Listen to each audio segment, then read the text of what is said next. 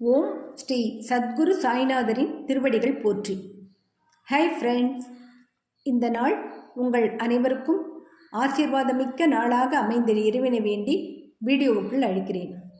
நாம் ஸ்ரீ சாயி சச்சரிதம் 43 and 44 அத்தியாயம் சென்ற வீடியோவில் தான் காலமடையப் போவதை முன்கூட்டியே உணர்ந்த பாபா 2-3 நாட்களுக்கு முன்னரே தமது காலை சஞ்சாரத்தையும் பிக்ஷாதனம் பெறச் செல்லும் நியமத்தையும் நிறுத்திவிட்டு மசூதியிலேயே தங்கிவிட்டதையும், வசே என்பாரை வரவழைத்து ராம விஜயத்தை பலமுறை படிக்கும்படி கேட்டுக்கொண்டதையும், தம் இறுதி வினாடி வரை உணர்வுடன் இருந்து தமது அடியவர்களை மனமுடைய வேண்டாம் என்று கேட்டுக்கொண்டதையும், லக்ஷ்மிபாய் ஷிண்டேவுக்கு 9 ரூபாய் கொடுத்த பின்பு பயாஜி கோதையின் மேனியில் சாய்ந்தவாறு அமைதியாய் உயிர் நீத்ததையும், பின் அடக்கம் செய்வதில் மக்களிடையே கருத்து வேறுபாடுகள் நிலவிய போது பாபாவின் அகத்தூண்டுதலால் எல்லோரும் ஒருமித்த கருத்தாக பாதாவில் அடக்கம் செய்ய சம்மதம்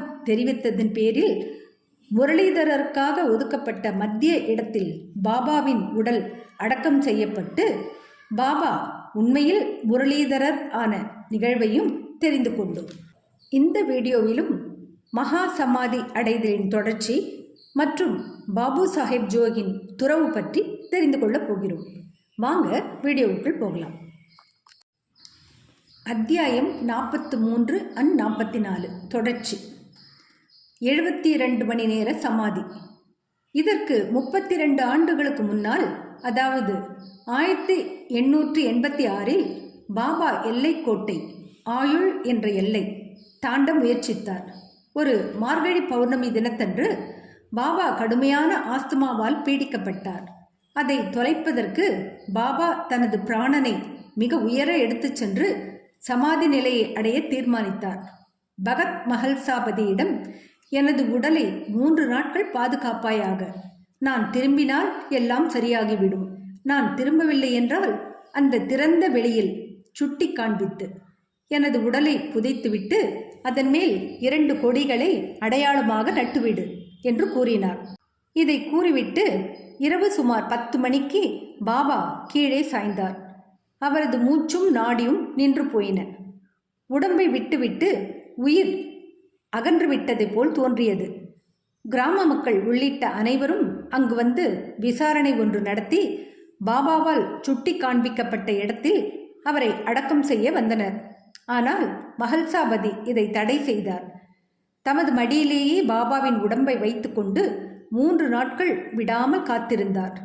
3 நாட்கள் கழிந்ததும் காலை 3 மணிக்கு பாபாவிடம் உயிரின் அறிகுறிகள் தெரிந்தன. அவரது சுவாசம் ஆரம்பித்து அடிவயிறு அசையத் தொடங்கியது. கண்கள் திறந்தன. தமது அங்கங்களை நீட்டிக்கொண்டு மீண்டும் உணர்வுக்கு வந்தார். இதிலிருந்தும் மற்ற காரணங்களாலும் வாசகர்கள் சாய்பாபா இத்தனை ஆண்டுகளாக உறைந்த 3.5 முழ அளவான உடலை கொண்டவர்தானா? அதை விட்டுவிட்ட பிறகு அவர் நீங்கிவிட்டாரா? அல்லது அகத்தே உறையும் ஆத்ம வடிவாக விளங்கினாரா என்று தீர்மானித்து கொள்ளலாம். பஞ்சபூதங்களால் ஆன இவ்வுடம்பு அழியக்கூடியது, நிலையற்றது. ஆனால் அதனுள் இருக்கும் ஆத்மாவே பரம்பொருள். அதுவே அழியாததும் நிலையானதுமான பரிபூர்ண உண்மையாகும். இப்புனித மேய்மை உணர்வு நிலை அல்லது பிரம்மமே மனதிற்கும் புலன்களுக்கும் அதிபதியாகவும் ஆட்டுவிப்போராகவும் உள்ள சாயி என்ற பரம்பொருள். இப்பரம்பொருளாகிய சாயியே அண்ட பேரண்டங்களிலும் இடைவெளி இல்லாமல் வியாபித்திருக்கிறார். குறிக்கோளை நிறைவேற்றுவதற்காக இவ்வுடம்பை எடுத்துக்கொண்டார். தமது குறிக்கோள் நிறைவேறியதும் தமது அழியும் உடம்பை வரையறையுள்ள பண்புக்கூறு துறந்துவிட்டு தமது வரையறையற்ற பண்புக்கூற்றை அடைந்தார். கடவுள் தத்தர், கனகாபூரை சேர்ந்த ஸ்ரீ நரசிம்ம சரஸ்வதி போன்ற முந்தைய அவதாரங்கள் போலவே சாயி எப்போதும் வாழ்கிறார். அவரது மரணம் ஒரு புறத்தோற்றமே தவிர உயிருள்ளவற்றிலும் ஜட பொருட்களிலும் நிலைபெற்று ஆதிக்கம் செலுத்தி அவைகளை கட்டுப்படுத்துகிறார். இது இயல்பானதே. இப்போதும் கூட தங்களை தாங்களே முழுமையும் சரணாகதி அடைவோரும் அவரையே முழுமனதாக பக்தியுடன் வணங்குவோருமாகிய பலரும் அனுபவபூர்வமாக இதை உணரலாம். பாபாவின் ஸ்தூல உருவத்தை நாம் தற்போது காண இயலாவிடினும் இப்போதும் கூட ஷீரடிக்கு செல்வோமானால் மசூதியில் அவரது அழகான தத்ரூபமான சித்திரம் காட்சியளித்துக் கொண்டிருப்பதை பார்க்கலாம். பாபாவின் புகழ்பெற்ற அடியவரும் சித்திரக்காரருமான ஷாம்ராவ் ஜெயகரால் இந்த ஓவியம் வரையப்பட்டது. கற்பனை வளம் பக்தியுள்ள பார்வையாளருக்கு இப்படம் இன்றும் பாபாவின் தரிசனம் தரும் திருப்தியை அளிக்கிறது. பாபா இப்போது உடல் உருவில் இல்லையாயினும் அவர் அங்கும் எங்கும் இருந்து அவர் பூத உடலுடன் இருந்த சமயம் எவ்வாறு பக்தர்களை நலமுடன் ஆதரித்தாரோ அவ்வாறே இப்போதும் அருள் செய்கிறார். பாபாவை போன்ற ஞானிகள் மனிதர்களைப் போன்று தோன்றினாலும் இறப்பதே இல்லை. உண்மையில் அவர்கள் கடவுளே ஆவர். பாபு சாஹேப் ஜோகின் துறவு. ஜோகின் சந்நியாசத்தை பற்றிய செய்தியுடன் ஹேமந்த் பந்த் இந்த அத்தியாயத்தை முடிக்கிறார். புனேவை சேர்ந்த புகழ்பெற்ற வர்க்காரி விஷ்ணு புவா ஜோக் என்பவரின் மாமா சாகாராம் ஹரி என்ற பாபு சாஹேப் ஜோக் ஆவார்.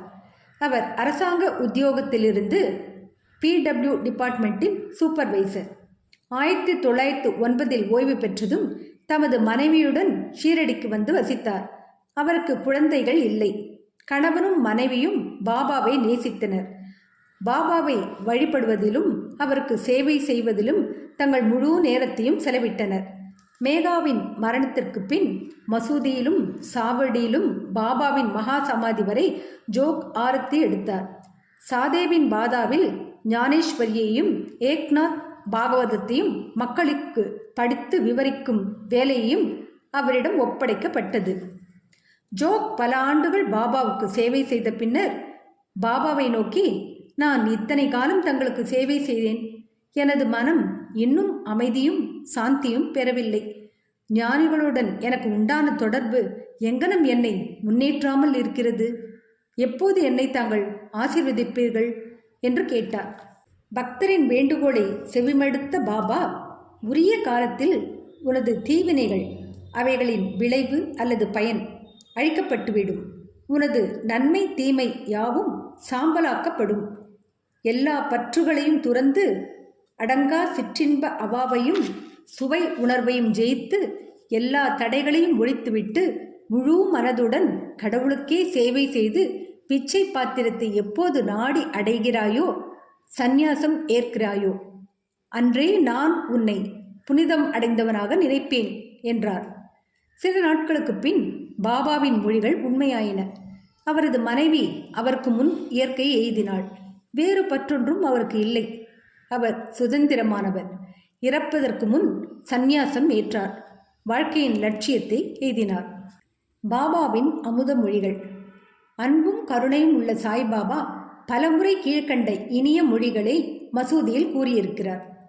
என்னை எவன் மிகவும் விரும்புகிறானோ அவன் எப்போதும் என்னை காண்கிறான். என்னை விட்டு நீங்கினால் இவ்வுலகமே அவனுக்கு சூன்யமாக தோன்றுகிறது. எனது கதைகளைத் தவிர பிறவற்றை அவன் கூறுவதில்லை. இடையறாது என்னையே தியானித்து என் நாமத்தையே அவன் ஸ்மரணம் செய்கிறான்.